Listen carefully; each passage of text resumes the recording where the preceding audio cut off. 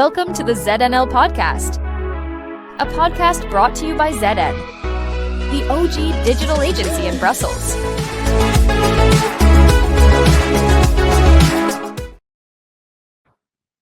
Hi, everybody, and welcome to this edition of the ZNL Podcast. I'm so very happy to have today a very special guest, Sevim Aktas. How are you today, Sevim? I'm good, and happy to be here. Thanks a lot. Well, I'm really happy to have you. For those who don't know you, you are a policy officer at the European Commission, working on sustainable carbon solutions, amongst other things. But you're also the founder of Inside EU Climate and Careers, which we're going to talk about. You have your own platform on Instagram where you communicate on a number of different things. You are an EU influencer with 35,000 followers. And I find that really, really interesting that you have decided recently to launch a masterclass on EU influence to get people to learn how to communicate online and how to tell the story about Europe. So tell me a little bit about, why did you decide to do this? Obviously, you're already a very busy person. You are doing your full-time job. On top of that, you have your extracurricular activities, and now you decided to take that on. So what is this masterclass, and why did you decide to put some time into that? So as you said, it is a part-time activity in that regard, this entire communicating on social media.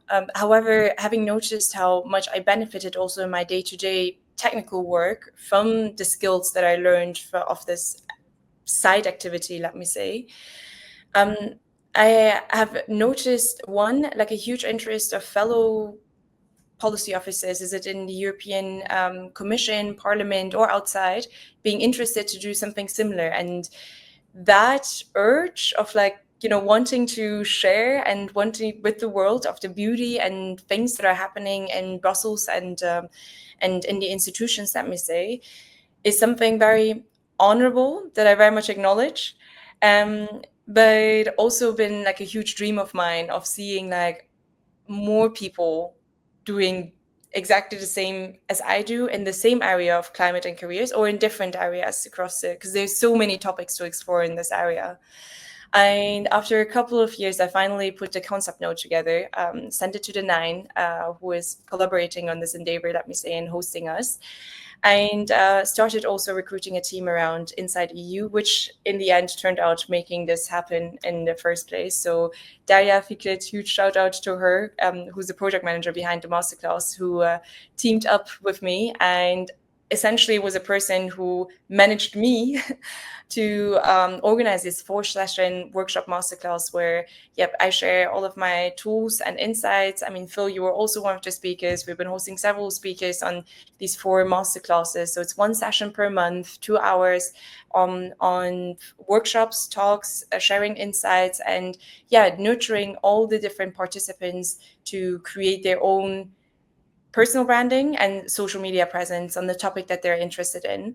And I've been loving how they've been taken off in that regard. It's an experiment. I called it as such because nothing is 100% perfect. It's the first edition that we're doing, but having seen how well it resonated with everyone and having seen the outcome of it, or bits of the outcomes already, was really beautiful. Right. So just so I understand, basically, you've got your experience. You've started to post on the topics that you know about, connected to your job, but not only connected to your job. It's a broader scope. And you said, okay, I think other people in Brussels want to learn to communicate better, and I think I'm going to help them do that. Tell me maybe, what do you think attracts people to do this? Again, they have their job, and you're telling them, look, I think you need to learn to use social media, specifically in your case, Instagram. But what do you think the need that they perceive is? Why do you think it's so important to learn to communicate on these key topics? First of all, we can see that European Union communication doesn't land as fruitfully as we all hope to be. And there's so many so much beautifulness that can be shared about what the EU is doing. Is it in its values, and is it in its actions? And then, of course, there's a lot of disinformation and misperceptions happening across as well. And just noting here, myself, while growing up in Germany and the Netherlands, going to university, I really didn't know anything about the European Union or the European institutions. Well, okay, of course, we can travel back and forth, but the impact that it has on a daily life and the decisions that they still do on an everyday basis was mind-blowing to me when I arrived to Brussels. So there's a lot of this misconception, or I don't want to say not caring, but this ignorance, like very human ignorance that surrounds the institutions. And I think a lot of people in Brussels notice this frustration when going back home, or notice this feeling of like, it's such a shame. And I think that's the ultimate feeling that the people in the masterclass also share. And what makes it very special in all of them, because I really saw the potential in these people as well. They have a presence, they have a charisma, and all of them have like a different way of communicating.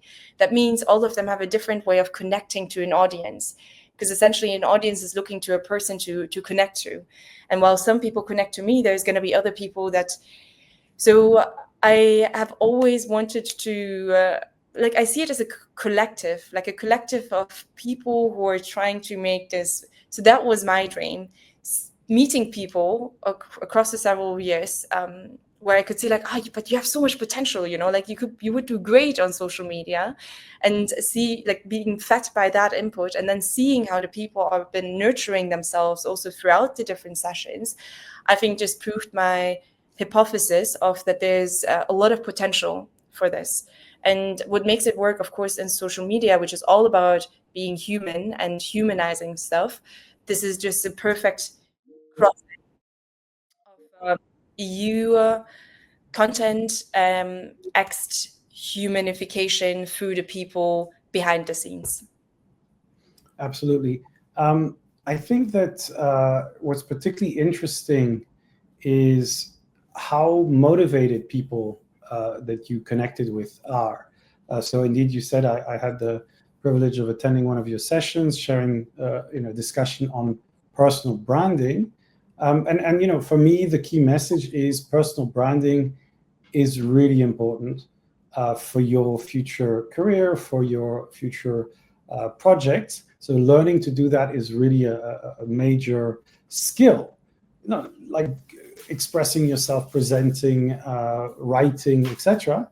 And what I find very interesting is that a lot of the time people who are in a career in a large organization often think it's much more about what's inside rather than the outside world. I think that's perhaps one of the big challenges of the EU. It's to understand that if they don't connect their story to the larger EU audience, there's a huge risk that people don't understand, and we, as you mentioned, misinformation.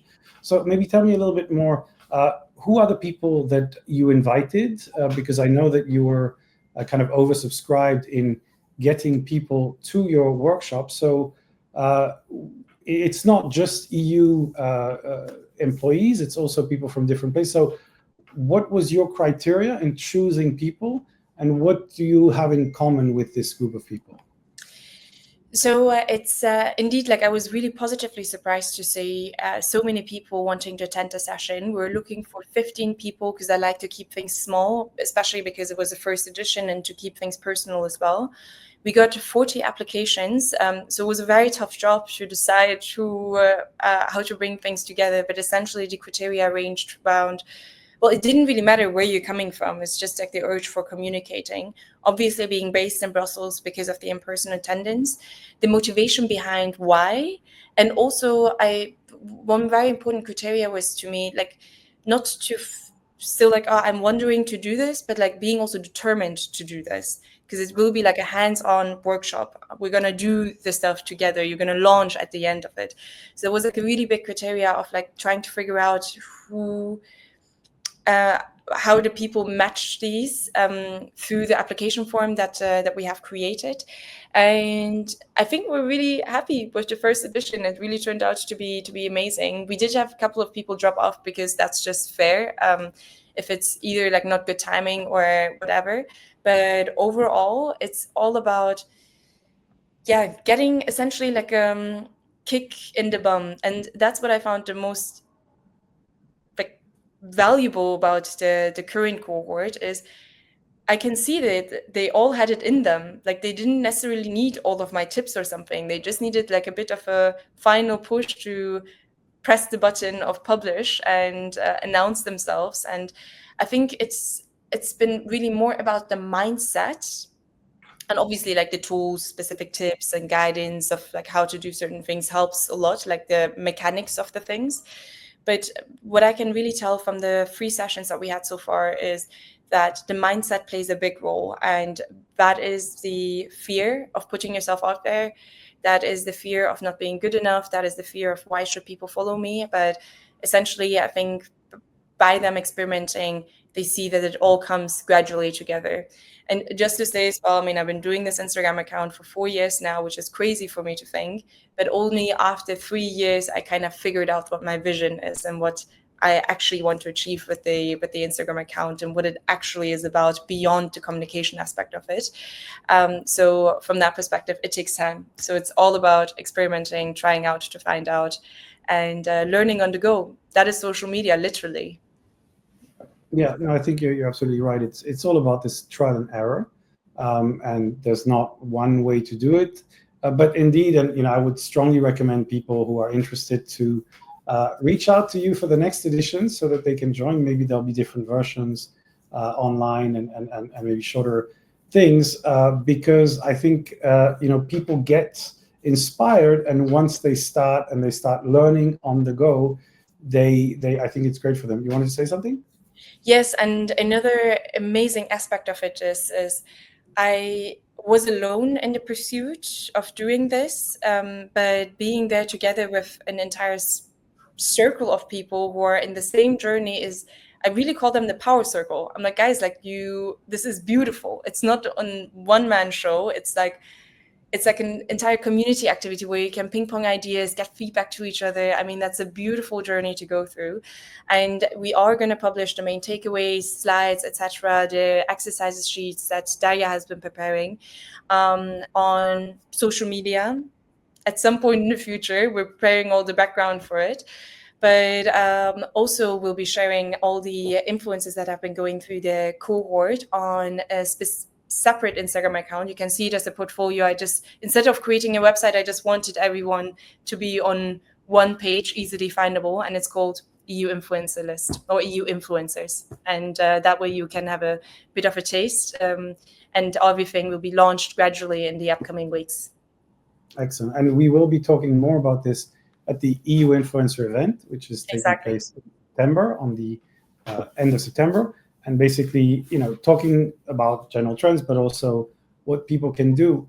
So maybe, from your experience of this particular set, what perhaps surprised you the most about what stopped people from getting started? And what's your kind of, advice to people based on what you heard? So, the things that they can do very simply to get started.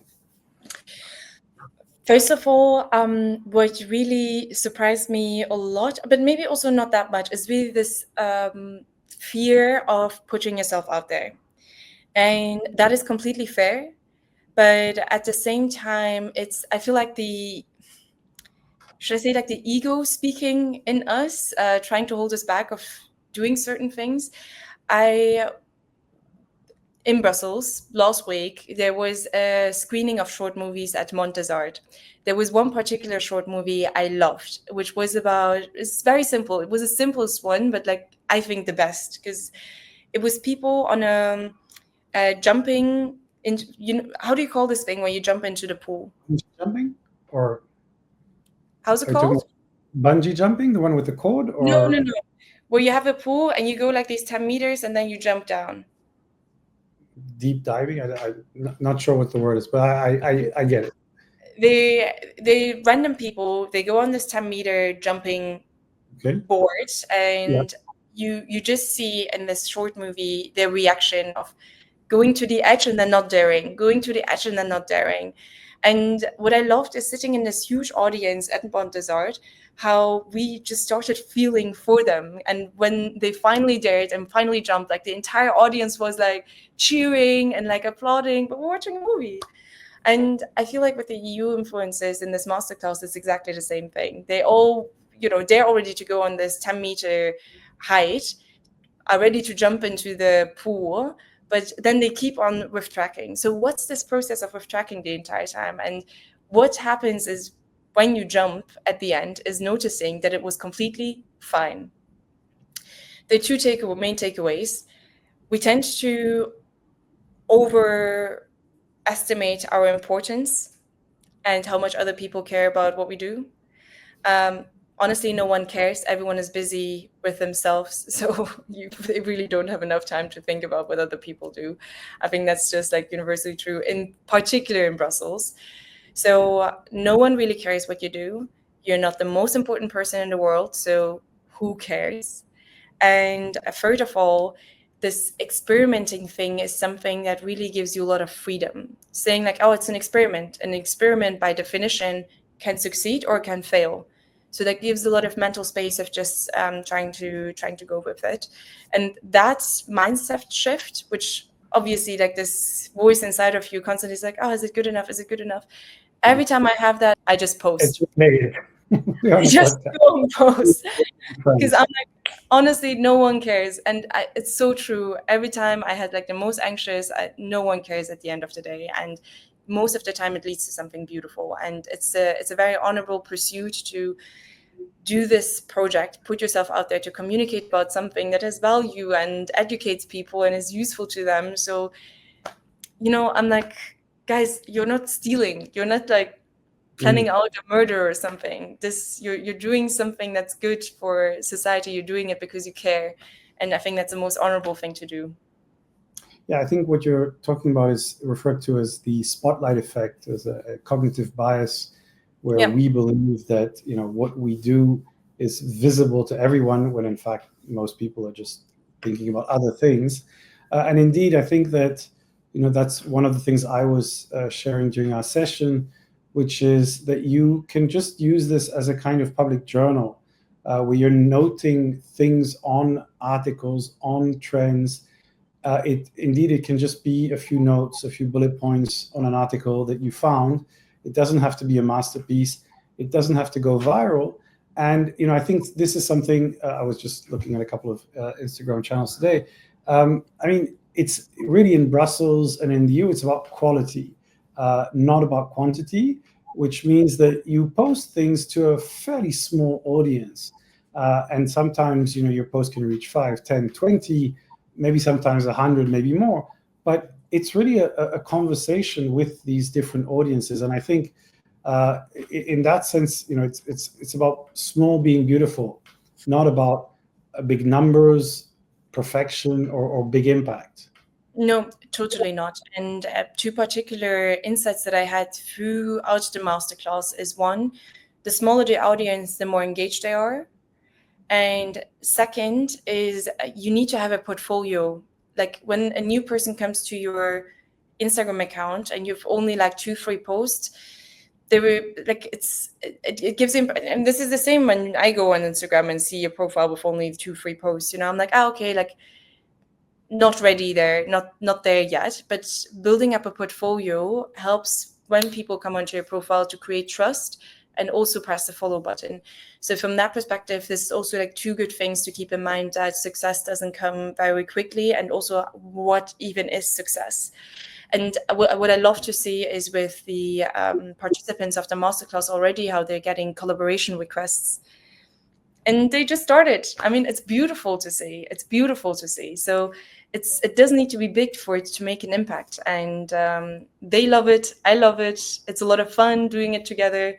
So from that perspective, everyone out there who is thinking of launching something in this area, I would totally put it very wholeheartedly to your heart. Give it a try. and it's not only going to benefit others but also you and your skills.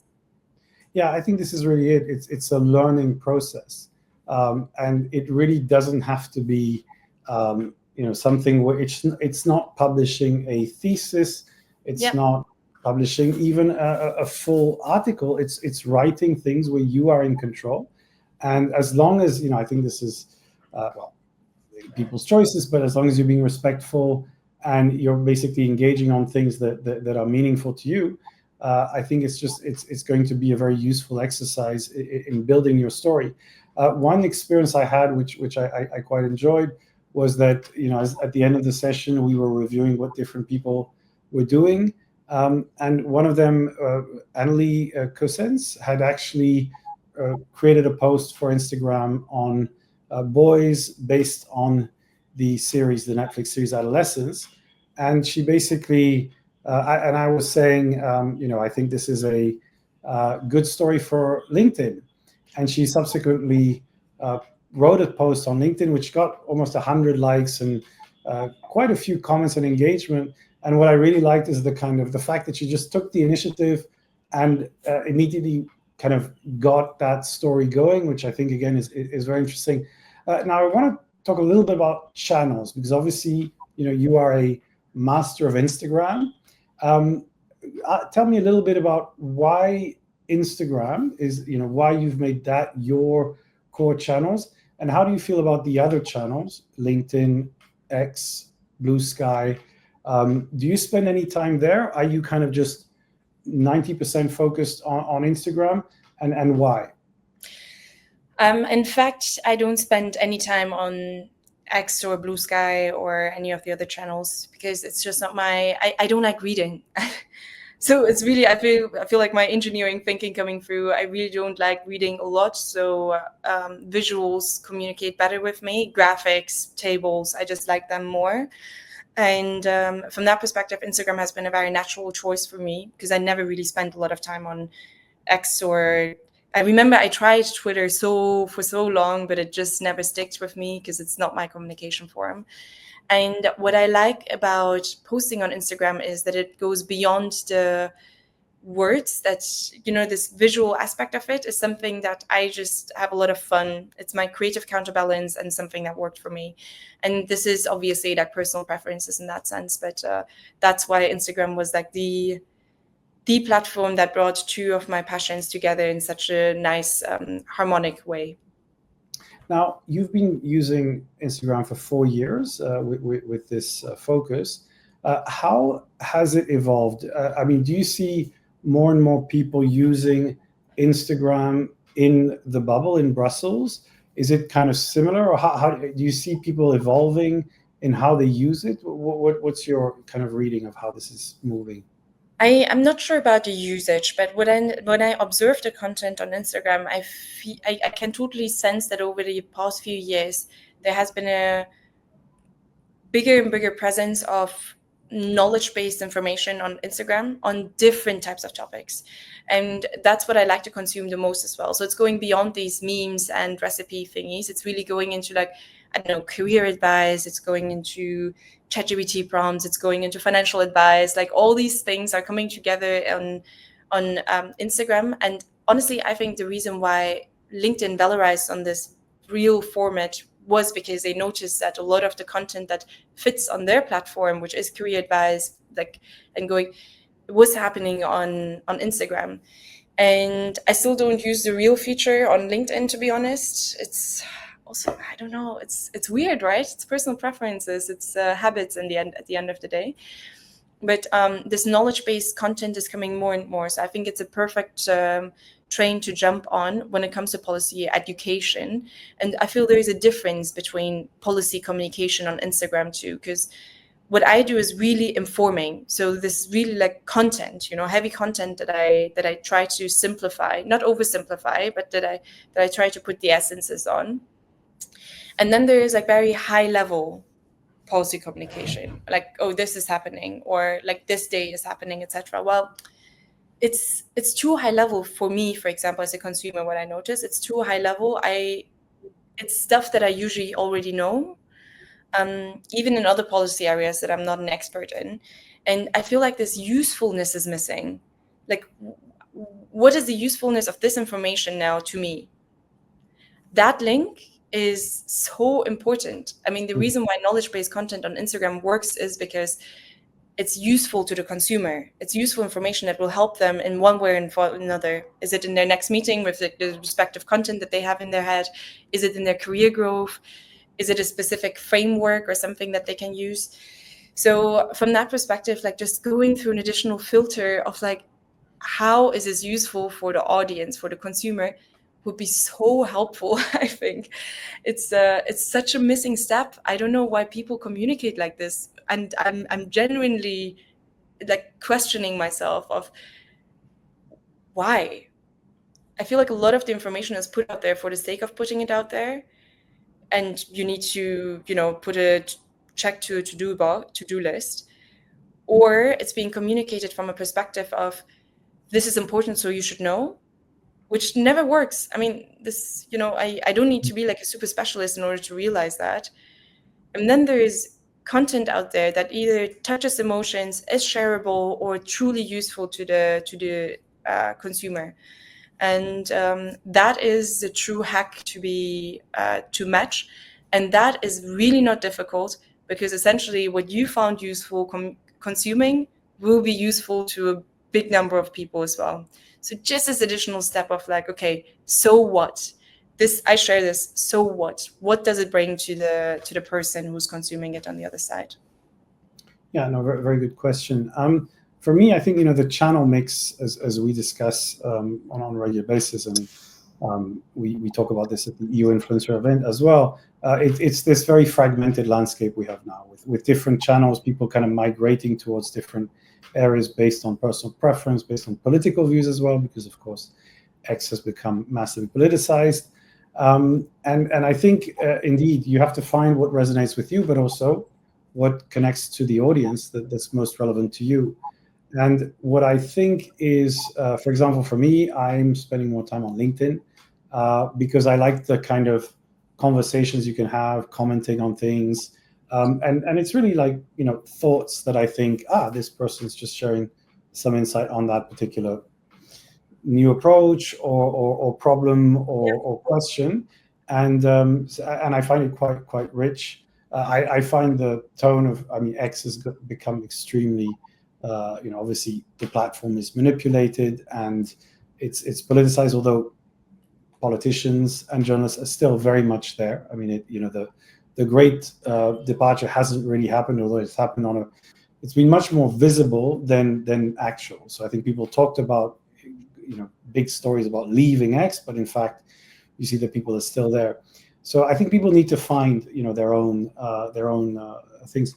Now, in terms of creating your content on Instagram, you said you like to communicate through visual and through video.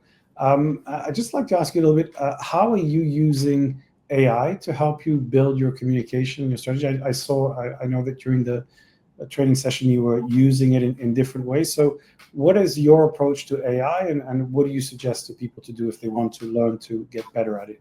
Yep.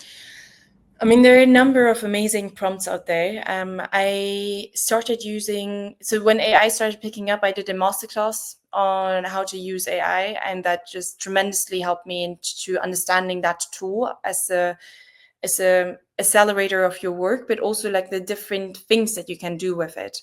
And it was on the platform masterclass. So that's the course that I did there. I'm sure there are plenty of others. I think, Phil, you have amazing recommendations, so I'll bounce it back to you. But what it helped me doing is like searching for prompts and knowing how to talk to ChatGPT. It's the one that I'm using. And I see it literally as a collaborator of bouncing ideas, of seeing how things can work, of Xing it with a specific tone of voice or like specific concept of like, oh, how would it look like how would you do this if this were like a branding of a pop-up cafe, for example, to just like go crazy and like see what it leads to, but open up creativity in that sense was really, really useful for me. Refining my branding, it's been incredibly useful. And literally I've been using the prompts that have been out there in order to refine them. Again, I could repeat them here, but they're Instagram pages that do an amazing job in showcasing you all of them. And finally, when it comes to the content production, I did create my own personal GPT, which is my Instagram advisor, where I inserted all the background information about my account, as well as the tone of voice and what it should do, so all the prompts added together. And two particular tips that I would definitely give in that respect is one, is the storytelling aspect of it. This was inspired by one of the team members of Inside EU at the moment, where she was like, oh, I thought I put this concept into a storytelling format. And I was like, whoa, this is brilliant. And I've noticed on Instagram that there's a bit of a shift of what's happening at the moment. I see like the posts that I'm sharing are a little bit changing. And that is through the impact of working with a team, as well as ChatGPT having it as a team member too. And another thing is when I create a specific post, I tell it what I want the audience to feel. So I'm like, put this in a way where the audience will be curious and want to know more, want to definitely click on it. Do it in a way where they really are, they want to go until the last site and definitely want to soak in all the information. That for me was also like a brilliant hack, I have to say, where I can definitely notice the change of how the content is being phrased as such that it's easily consumable. You just mentioned your Inside EU team. So what is Inside EU Climate and Careers? When did you launch that? I know it's an evolution, I think, of your earlier channel. So what is it about, and what is the aim? So I started in 2021, and when I got a full-time position at the commission, I remember I was talking with my friends about it, and I was like, hey guys, like, I noticed that I'm looking for condensed information that doesn't have the layer of opinion, because what I found very irritating on Twitter X was that there's always this layer of opinion. And I'm like, no, I just want to have the summaries as they are, fact-based without this filter. And giving them the suggestion of this, doing it on Instagram, because it was my platform that I always used, kickstarted it that way. In the meantime, without knowing, by the way, what I want to do, whether it's going to work out or whether I'm going to like doing it in the first place too, because it was just something completely new to me. And starting up the journey, seeing that there was a lot of interest, and seeing also how the content is evolved. I think I went through like 3 rebrandings or something in the meantime. And in December last year, I sat down and I was like, okay, Sevim, it's great, but it doesn't necessarily capture 100%. It was called EU Green Deal Brief, and I was also talking a lot about career tips. So I did a rebranding together with the community. So it was a co-created project where essentially it's literally what the title says. It's Inside EU Climate and Careers. So climate policy digests, as well as career tips about the EU and the ecosystem. And that brought together on this account, together always with like some tangents of like creativity, art, nurturing yourself, all focused on growth. And what I'm trying to do on this platform is help young professionals, students to level up themselves, to create the connection, obviously, to the EU, which a lot of people feel passionate about, but also more importantly, help them to level up themselves, like help them to grow. Essentially, what all the young professional students out there right now are the future leaders that are going to be like in a manager, director position in a couple of years down from now, honestly. And being able to have this ping pong together with them, where it's not only me sharing, but also me learning from them. Majority are like, very often I'm like, hey guys, what do you think about this? And it's this constructive communication together is something that I truly, truly love. And I'm extremely proud that there's so many people that I help to enter the EU institutions, that have so many people that I've helped to understand the European Union ecosystem, and a community that I've built. Like when I say like, oh, I was in Paris, I get messages of like, hey, like, do you want to do a meetup with your followers in Paris? It's cool. It's nice to see that there's this bonding that has been created in this in this community. And I really, really try to move people from passive observers to active participants. So that's the next stage, essentially, of my Instagram account, and how to move them beyond the consumer to taking action, because all of them have so much potential. And I can see it in the interactions with the people from all across Europe of how amazing high potential individuals they are, and what we could do if we would just manage to mobilize each other. And that's why the Inside EU team. So we're 10 people, ranging from all kinds of different things. I mean, I've launched a newsletter in December, the Opportunities newsletter, summarizing all the different things that people can apply to. Again, with the mind of like bringing it all together, because I always heard of these UN summits or something only way later when people were going, and had no idea when they were happening. So it's like now directly into the inbox. Really proud that it already has 1,000 subscribers. There's a team member working specifically on that, other team members working on specific projects, all in the idea of mobilizing people. And I hope we're going to reach that maybe end of the year, maybe next year. I mean, it is a side project. It's a volunteer-based project, but I'm really looking forward for Inside EU to become something that goes beyond me, that's by EU enthusiasts for EU enthusiasts. And I really hope that's going to take shape in the next few months and years, who knows? Yeah, look, I'm very impressed with the work you've done personally, and bringing other people into that kind of spirit and get them to learn how to communicate. I have a question about how you perceive the institutions as a whole, because obviously there's a lot of money from the EU going into communication. There's basically departments and things like that. What you're doing, I think, is obviously starting from people, which I think is incredibly important. So what would be your advice, or what would you do if you were running the communications for the EU? Because I think, people know that there are some challenges, and that it's not, messages are not necessarily getting through to the audience. So what do you think can be done to improve that? Look, I would love to give you an answer on this, but it's very difficult for me, because doing communication on a personal perspective is way easier than communicating for an institution. And with the institution comes political scrutiny, etc. And I don't have the expertise to talk about that. So whatever idea I would give, it's going to be not fully thought through. So it's difficult to balance authenticity with just political scrutiny. And the EU is a very much misunderstood institutions, that leads to this, I don't want to say carefulness, but by default, difficulty in communicating in that sense. So we really need to keep that in mind. Institutional communication is just extremely difficult to do. You cannot just follow this trend, or do this or that, etc. However, there is a lot of potential, and I think the comms team is working on it. And I really, really hope the next phase of, we've been seeing the EU comms changing over the last few years a lot. So they're also experimenting. They're trying to see what can work on social media, etc. And I think in the next few months and years, they'll definitely enter a new phase with a new leadership as well. So from that perspective, I'm very much looking forward to what's coming from DG Com in that respect. Yeah, I think you're right. There's been a lot of change.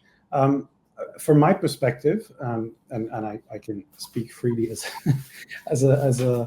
somebody external to the institutions, I think that being more personal and telling stories, it doesn't mean you're talking about the policy, but it just means that you're connecting it to an individual perspective. I think is tremendously important to get your message to people. So it's kind of like, in my country, village, this to me matters because, having a new road, having a healthcare outreach, all these things is kind of making the connection between the big policy discussions and the individual stories.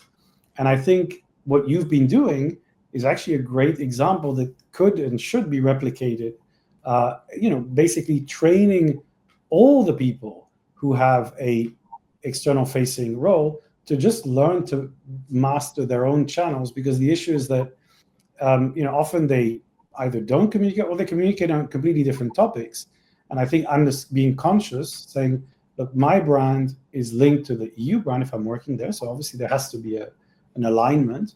But what I say can have a tremendous impact if it's kind of amplified through the network. So these would be some of my thoughts. Of course. I mean, we all have our own little audiences as individual people. Is it our friends and family, which we think is like, oh, like not worth communicating to, but especially these people are worth communicating to. So that's definitely a big one to valorize. And I know from many people's perspective, I mean, I also come from a technical area. Communication is always being seen as like this not important thing, like, oh no, I need to focus on the essentials. What's completely overseen in this respect is the added value of communications in your day-to-day work. Is it in communicating better in meetings? Is it in understanding your audience? I mean, we always say like, oh yeah, this is what you should do in presentations, but you can only do those things when you practice. And communicating on a day-to-day basis just helps you practice these and nurture those skills on a grander perspective. Is it stakeholder interactions? I mean, you're managing different dynamics here. Communications is essential in that regard. Is it writing briefings for the politician, where it's really essential to understand what is too technical and what the bigger picture is? And beyond that, what I loved is, because I work on such a niche topic in my day-to-day area, doing this inside EU and careers more global account, let me say, allowed me to zoom out once in a while and understand what's going on in the rest of the my department only, and or the energy department, environmental department, etc. Any topic relevant to mine, which you just don't do otherwise if you're stuck on one very, very niche topic. If you're too much into the details, we tend to forget to look at the big picture once in a while. But it's a very healthy thing to do in order to keep the vision where the priorities of the European Union are. I mean, that's essential. So you're talking a lot about careers and recruitment and people joining the EU. So this is a perfect link to ask, one of my favorite questions, which is, okay, people are coming to you and saying, I want a career in the EU or perhaps in the bubble. So what is your advice to them today? And bear in mind that they're probably quite worried or concerned about, all the uncertainty around the economy, the uncertainty around AI. Is it AI going to replace people's jobs? So they have many, many questions. I think a lot of worries. I mean, you've obviously been having these conversations. So what are the big questions that are people asking you? And what are your answers? When it comes to, I mean, first of all, one of the biggest questions beyond the careers is like, oh, is the Green Deal derailing or going back or something? My quick, immediate answer would be, well, it's a reality check that's happening to this very activistic approach to climate action at the moment, which is a very healthy thing that happens. And if you're looking at change processes in general, I had a course on this, luckily during my bachelor's, and I'm very happy that it really made me understand how change happens in institutional, organizational, but even on a personal level. Because what happens is a change is being introduced. You see, it's like, okay, you have this shock phase, then you have this denial phase, and then you have the resistance phase. And if there wouldn't be any resistance, I would be really suspicious where the change is happening, because it's a very, very normal phase. What this happens is that in the phase of where resistance happens, we as climate proponents, let me say, still in favor of this very bureaucratic extreme actions, to put it in one way. Are we supposed to give up? Or are we supposed to persist, change our mindset, adapt, learn to communicate better? So it's a very interesting phase that we're in, and I don't see the derailing. I'm seeing climate action becoming practical and being integrated into all of the departments, in fact. So that's one important thing to keep in mind.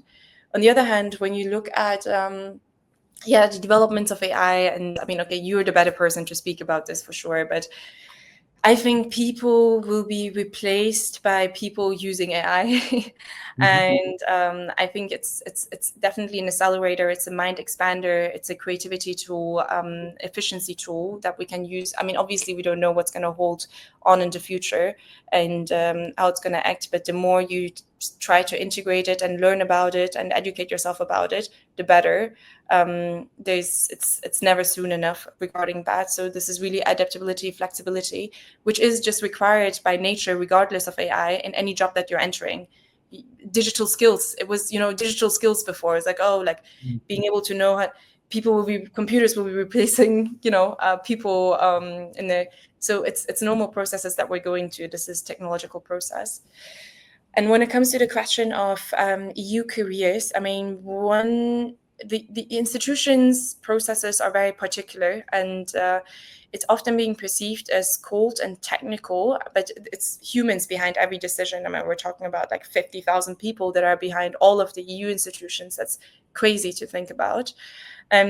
Humanizing that helps, obviously, through communication activities, but when it comes to EU jobs, I would definitely recommend to check it out. I mean, the reason that I applied to the Blue Book at the time was because I was just curious about the topic, and I learned about the EU while I arrived to Brussels, and it was one of the most beautiful and mind-expanding things and experiences for me, and I could recommend it to everyone and to try it out. And we just need young people, new workforce, people with expertise in specific areas. I think diversity is always the answer. So when I get answers to questions from engineers, I'm always like, do a course, like a 2-week course or something on EU institutions, they'll get the hang of it. If a public policy person is reaching out to me, I'm like, make sure you do like some kind of job before on the field where you learn a bit of the expertise and how things work on the ground, because it will help you tremendously when it comes to working on policies that are just very technical by nature. I think one big misconception that people have coming here is that, I'm going to work on politics. No, but it's not that. It's very technical subjects that we are working on a day-to-day basis, no matter where you are in the institutions. So from that perspective, I think this balancing, diversifying your skill set is very, very important if you want to become a policy officer. Yeah, and I like the fact that, you're suggesting to do something that will complement your skills. Yeah. If you're an engineer, learn communication. If you're a communicator, maybe learn more about policy, maybe about engineering. I think these different perspectives are really what enrich our way of thinking, and that if we're able to build certain skills and make those connections, that's when things get interesting, and that's when you can basically bring value. Because I do believe that AI is going to replace certain categories of jobs, which just don't make sense anymore once you have tools that can basically do it. But of course, you then have people doing different things, and the added value comes from new perspective, the ability to put things together from unusual angles, then the ability to communicate your story because it's authentic. I think this is another important thing, is that's why I think even for the EU, it's important that people are telling stories, because if you just have an official story, you don't even know if it's ChatGPT generated. Like you have a visual with a tagline, you really need to see who's telling the story, because I think that's what builds trust. Now, what is your recommendation for our listeners and viewers this week, this month?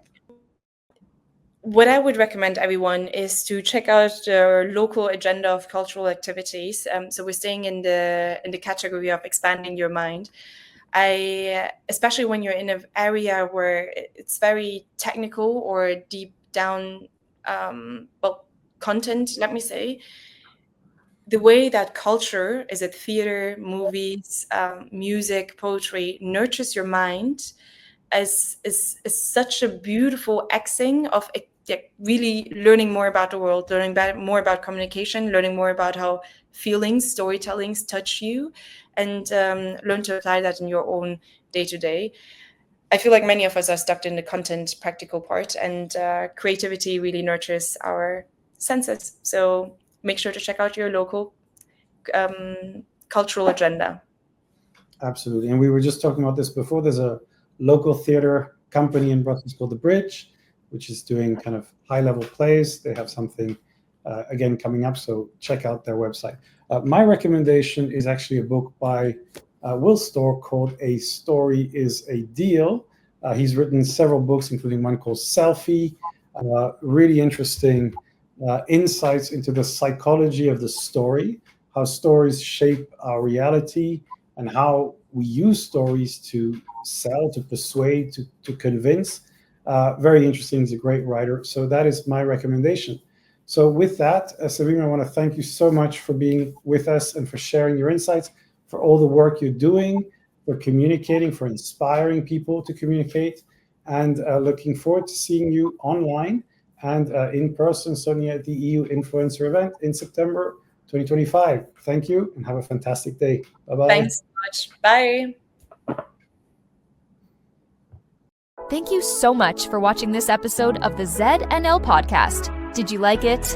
If so, please share it on your social media, subscribe, and give us a comment. We will see you again on the next episode. Until then, remember, stay always one step ahead.